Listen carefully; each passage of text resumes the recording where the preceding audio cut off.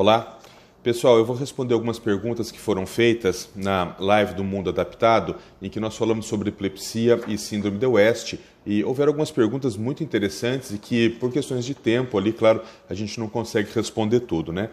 Uma pergunta é assim, o que é pior, síndrome de West ou epilepsia multifocal?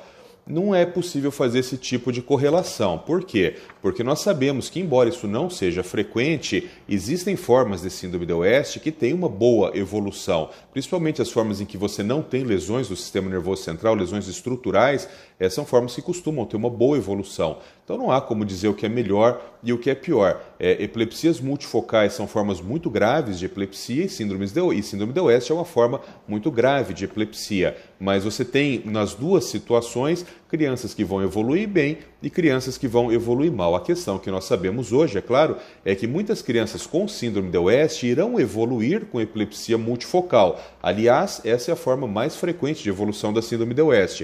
Como vocês sabem, síndrome de West é uma síndrome que ela ocorre temporalmente na criança pequena. Então você não vai ter uma criança, por exemplo, de 10 anos com síndrome de West, não existe isso, né? Então ela é uma síndrome que ela acomete cérebros jovens, cérebro em desenvolvimento. Então não há uma resposta para essa pergunta.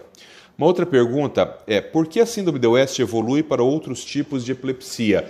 Exatamente por esse motivo que eu acabei de dizer, porque ela é uma condição que ela se manifesta em cérebros jovens. Então, conforme os neurônios vão amadurecendo, conforme as sinapses, ou seja, a comunicação entre os neurônios vai se transformando numa comunicação mais efetiva, essa síndrome de West ela sempre se transformará em alguma coisa. Então, em alguns casos, poucos casos, isso não é comum, aliás é bastante raro, a síndrome de West pode, depois de uma certa idade, simplesmente desaparecer e essa criança, inclusive, retoma o desenvolvimento neurológico habitual.